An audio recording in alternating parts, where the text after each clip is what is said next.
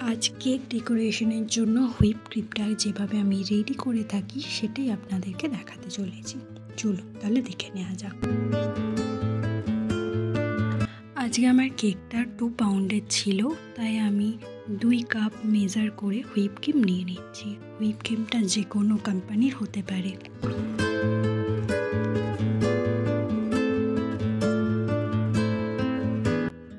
আমি এখানে 1 টিএসপির মতো পরিমাণ আইসিং সুগার অ্যাড করলাম। এটা অপশনাল, আপনারা চাইলে করতে পারেন, না চাইলে নাও করতে পারেন। তারপর আমি ব্লেন্ডারটা দিয়ে ব্লেন্ড করতে স্টার্ট করে দিয়েছি। প্রথমে ব্লেন্ডারটাকে স্লোতে কিছুক্ষণ বিট করে নেব, তারপরে হাই স্পিডে বিট করব। এই ক্রিমটা তৈরি করতে প্রায় আমার 3.5 থেকে 4 মিনিটের মতো টাইম লেগে থাকে।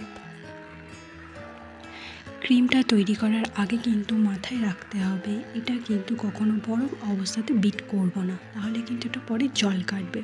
অবশ্য ক্রিম তৈরি করার আগে আমরা ক্রিমটাকে নর্মাল ফ্রিজে রাখবো যাতে ক্রিমটা লিকুইড হয়ে যায়।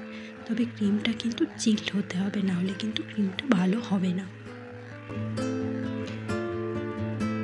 এখানে দেখতেই পাচ্ছেন আমি স্প্যাচুলা দিয়ে ধারের ক্রিমগুলোকে মাঝখানে নিয়ে আসলাম যাতে সব দিকে সমানভাবেই ক্রিমটা বিট হয়।